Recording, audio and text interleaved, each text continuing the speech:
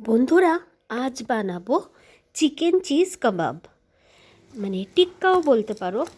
তো প্রথমে আমি বোনলেস চিকেনগুলোকে একটু ছোট ছোট করে কিমার মতন কেটে নিয়েছি।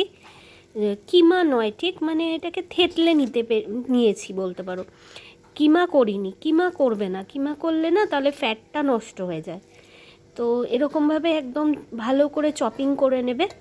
দিয়ে একটা মিক্সার জারের মধ্যে দিলাম, দিয়ে 2 চামচের মতো দই দিয়েছি। ঘরে পাতা দই দিতে পারো, আর কেনা দই হলে সেটা অল্প দেবে। ঘরে পাতা দই হলে একটু পরিমাণ কম বেশি করা যায়। সঙ্গে দিয়েছি পাশলে পাতা আর ধনে পাতা বাটা 1 চামচের মতো, দিয়েছি লঙ্কা বাটা পরিমাণ মতো। এবার লঙ্কাটা যে যার ঝাল অনুপাতে দেবে। রসুন বাটা দিয়েছি 1 চামচ বলতে পারো। আমি একটা বড় রসুনকে বেটে নিয়ে 1 চামচ, বড় চামচের 1 চামচ রসুন বাটা, পরিমাণ মতো নুন দিয়েছি। দিয়ে মিক্সিতে ওটা ভালো করে ব্লেন্ড করে নিয়েছি। বারবার করে একটু মানে নিচের দিক থেকে ওপর দিকে তুলে দিয়ে একটা ভালো পেস্ট বানাবে, থিক পেস্ট, মানে ভালোভাবে, মানে পেস্টটা যেন স্মুথ পেস্ট হয়। এবার তার মধ্যে 2 স্লাইস পাউরুটিকে ছোট ছোট করে টুকরো করে দিয়ে দিয়েছি। পাউরুটিটা এখানে বাইন্ডারের কাজ করবে, তাতে যেই নরম ব্যাপারটা থাকবে ওটা একটু স্টিকি স্টিকি হবে।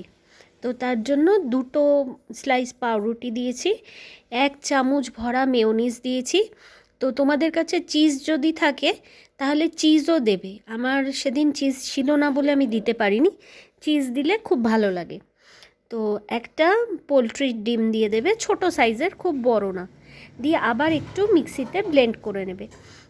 মিক্সিতে ব্লেন্ড করে নেওয়ার পরে দেখো কীরকম একটা আটার ডো আর কি যেরকম হয় ওরকম হয়েছে জিনিসটা, একটু স্টিকি স্টিকি। প্রথমে একটু করতে অসুবিধা হবে, যদি মনে করো অসুবিধা হচ্ছে একটু হাতে তেল মাখিয়ে নেবে।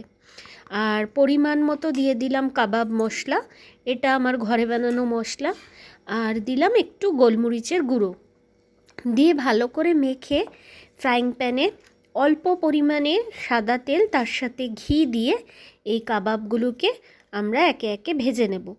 যদি তোমরা চাও পুরো ঘিতে করবে, ঘিতেই করতে পারো, দারুণ গন্ধ হয়। আর যদি হেলথ কনসিয়াস হও সেক্ষেত্রে সাদা তেলের সাথে একটুখানি ঘি মিশিয়ে নেবে। তো আমি দুটো মিশিয়ে করেছি। দিয়ে এবার কাবাবগুলোকে একে একে দিয়ে এপিট ওপিট করে ফ্লেম একদম লো রাখবে, ধৈর্য ধরে ভাজতে হবে। একটু অল্প পরিমাণে ঢাকা দিয়ে রেখেছিলাম মধ্যেখানে, সেটা আমার ঠিক শ্যুট করা হয়নি। দিয়ে এপিট ওপিট করে ভালো করে কাবাবগুলো বানিয়েছিলাম।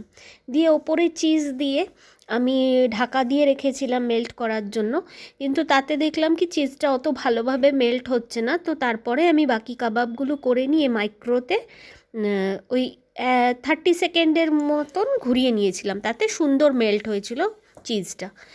তো আমার একটু তাড়া ছিল বলে মাইক্রো ওভেনটাই আমি প্রেফার করেছি। তো এরকমভাবে বানিয়ে নিতে পারো। তো তোমরা বন্ধুরা, তোমাদের যদি আমার রেসিপিটা ভালো লাগে অবশ্যই লাইক কমেন্ট শেয়ার করো, আর জানাতে একদম ভুলবে না কেমন লাগলো। শুভ দুপুর।